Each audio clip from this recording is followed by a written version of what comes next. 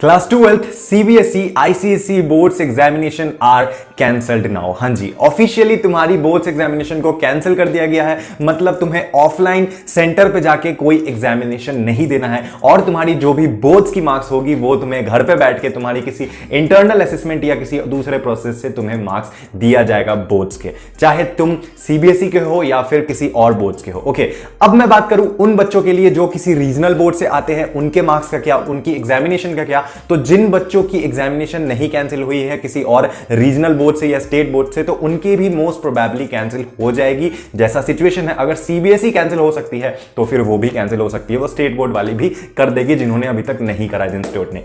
अब यहां पे भाई सबसे बड़ा क्वेश्चन ये नहीं है, तुम मेरे चैनल पे आए हो तो तुम्हारा सबसे बड़ा क्वेश्चन अभी के टाइम पे मिसलीडिंग जो यहां पे एक सिचुएशन से क्रिएट हो गया ना, इतना ज्यादा कंफ्यूजन कि इस साल दिल्ली यूनिवर्सिटी की एडमिशन प्रोसीजर क्या रहने वाली है। हाँ जी, डीयू की इस बार 2021 में कैसे एडमिशन होगी। जो मेरिट बेस्ड के लिए डीयू जाना जाता था 95, 96, 97, 98, 99, 100, उन कट ऑफ्स का क्या होगा। क्या इस साल तुम्हारी जो प्रैक्टिकल के बेस पे तुम्हें मार्क्स दी जाती है या फिर जो 12th में इंटरनल असेसमेंट, क्या उसके बेस में तुम्हारी एडमिशन होगी। सारी बातों को मैं इस सिचुएशन में, इस वीडियो में क्लियर करूंगा, एक एक चीज तुम्हें बताऊंगा। तो इस वीडियो के स्टार्टिंग से लेकर एंड तक देखना, पूरी प्रॉपर ब्रेकडाउन करूंगा इस पूरे वीडियो में। और मैं जैसे जैसे दिल्ली यूनिवर्सिटी की अब अपडेट्स आते जाएगी उसके हिसाब से तुम्हारी प्रिपरेशन स्ट्रैटेजी बनाऊंगा डिफरेंट एग्जामिनेशन के लिए, कि किसको क्या टिप्स लगा के कैसे किस सेक्शन को कैसे क्रैक कर सकते हो, क्या वगैरह वगैरह सारी इंफॉर्मेशन तुम्हें इसी चैनल पे मिलेगी। क्योंकि मुझे पता है फैक्ट्स एंड ऑल, इस चीजों पे तो हर कोई बात करता है, न्यूज से कोई भी आर्टिकल उठा के इंसान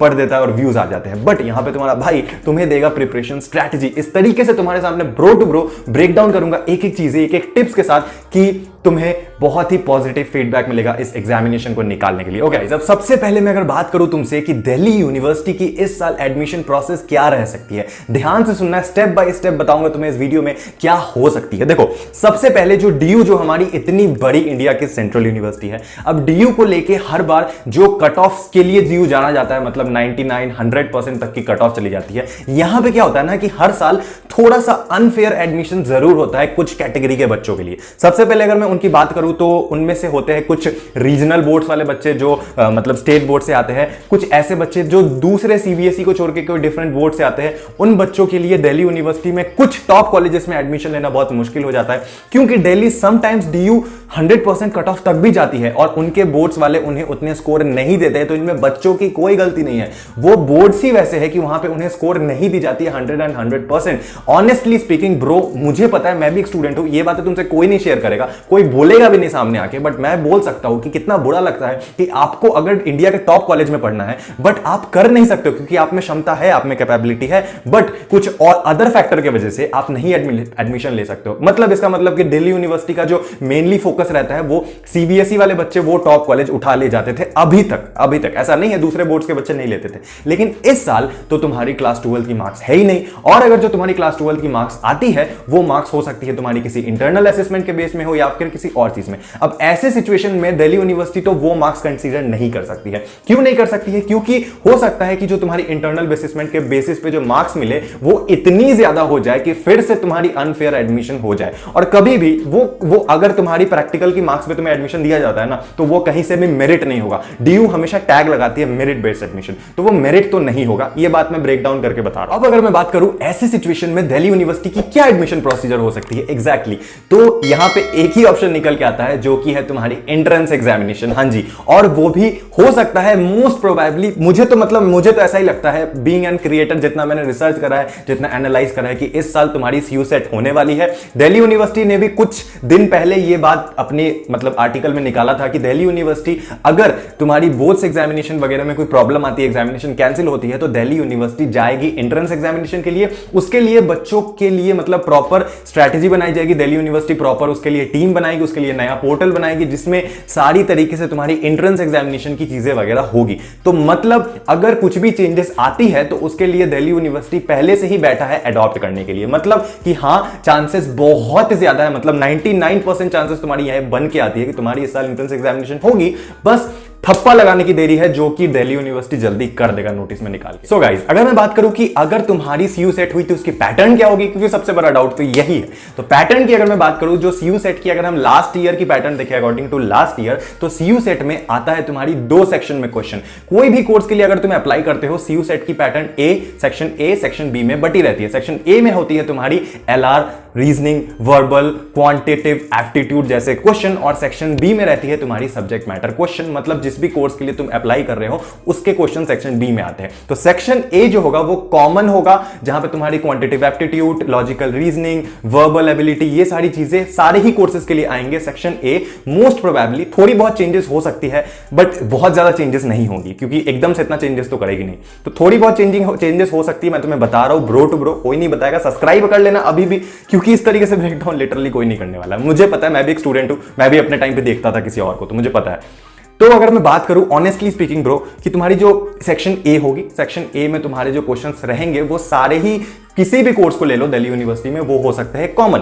मतलब कोई भी कोर्स के लिए अप्लाई करो वो कॉमन होंगे। History, political science, BCom, eco, जो भी जिसके लिए भी अप्लाई करो वो कॉमन होंगे। और सेक्शन बी जो होगा वो तुम्हारी सब्जेक्ट मैटर होगी। मतलब जिस भी कोर्स के लिए तुम्हें अप्लाई करोगे उस कोर्स का तुम्हें ब्रीफ नॉलेज होना चाहिए, वो तुम्हें सेक्शन बी में देना पड़ेगा। ये तुम्हारी ऑल ओवर हो सकती है चीजें। अब इसमें किस तरीके से प्रिपरेशन करनी है, क्या क्या बुक्स हो सकती है, मैं तो कहूंगा कि don't wait for official notice. अब तो एंट्रेंस की चांसेस मुझे लगी रही है, वैसे भी ज्यादातर बच्चे दूसरे कॉलेज के लिए भी करते ही है प्रिपरेशन। तो मैं नीचे डिस्क्रिप्शन में जो भी इन एग्जामिनेशन के लिए बुक्स की जरूरत है, बेसिक बुक्स, तो मैं नीचे लिंक में दे दूंगा डिस्क्रिप्शन में, तुम चेक कर सकते हो, ऑर्डर करके पढ़ सकते हो, या फिर ऑफिशियल नोटिस की वेट कर सकते हो। It's up to you. तो अगर मैं बात करूं किस सेक्शन की कितनी वेटेज होगी, क्या होगी, कैसे कैसे आएगी एग्जैक्टली, वो तो नोटिस आने के बाद ही पता चलेगा। बट फिर भी मैं तुम्हें बताते रहूंगा इस तरीके की बातें, ताकि तुम्हें हेल्प हो, एटलीस्ट आइडिया लगे। जैसे तुम्हें 12th में भटकाया है सीबीएसई वालों ने, गवर्नमेंट ने, कि बता नहीं रहे थे, वो चीजें मैं नहीं करूंगा। मैं समय समय पर तुम्हें देते रहूंगा अपडेट। ओके, अब अगर मैं बात करूं कि अगर सीयू सेट होती है तो इस साल की कट ऑफ क्या जाएगी, क्या फिर से 100% तक जाएगी कट ऑफ? तो सबसे पहले भैया नहीं, तुम्हारी अगर सीयू सेट होती है तो उसका फायदा ही नहीं है कि तुम्हारी 100% कट ऑफ जाए। लेकिन एक बात याद रखना कि तुम्हारी दिल्ली यूनिवर्सिटी इतनी बड़ी प्रेस्टिजियस यूनिवर्सिटी है कि दिल्ली यूनिवर्सिटी अपने मार्क्स में तो कॉम्प्रोमाइज नहीं करेगी। डीयू एंट्रेंस एग्जामिनेशन तो करा देगी सब बच्चों के लिए, लेकिन कट ऑफ हाई रहेगा।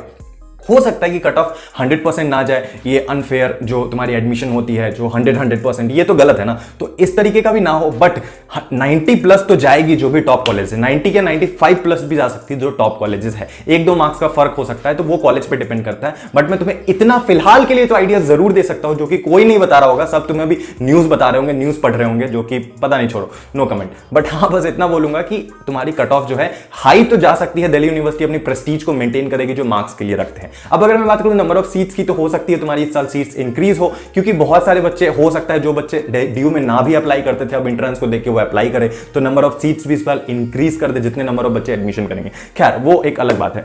और अगर मैं इसमें, अगर जैसे मैंने खुद से बनाया है, ये सारी मेरी खुद की स्क्रिप्ट है जो मैं लिखता हूं, कभी कोई भूल जाता हूं। अगर मैं बात करूं, कुछ नहीं, अब बस रजिस्ट्रेशन डेट वेट की अगर मैं बात करूं लास्टली, तो हो सकता है कि रजिस्ट्रेशन डेट जो है वो तुम्हारा थोड़ा लेट हो, तुम्हारी मतलब 2, 2.5, 3 महीने बाद ही तुम्हें प्रॉपर तरीके से एडमिशन डेट वेट पता चले। उससे पहले पता चल जाता है तो वेल एंड गुड है, नहीं तो डीयू ने बोला ही है, उन्हें नया पोर्टल बनाने में टाइम लगेगा, शिफ्ट करने में टाइम लगेगा। तो तुम्हारे पास अभी बहुत ज्यादा टाइम है, तुम एंट्रेंस एग्जामिनेशन की अभी से प्रिपरेशन कर सकते हो। सो मैं तो हुई तुम्हारे लिए जितनी भी प्रिपरेशन स्ट्रेटेजी होगा सब कुछ लाऊंगा इस पूरे मेरे चैनल पे। एक नई प्लेलिस्ट बना दूंगा दिल्ली यूनिवर्सिटी के लिए, क्योंकि इस तरीके के कंटेंट तुम्हारे पास कोई नहीं लाएगा। बीइंग अ ब्रो, मैं तुम्हें बात बता रहा हूं। बाकी it's up to you. I love you guys, thank you for watching this video and congratulation to दोस्त जो भी एक्सपेक्ट कर रहे थे कि उनकी एग्जाम कैंसिल हो जाए, मना रहे थे, भगवान से दुआ कर रहे थे, तुम्हारी दुआ लग गई।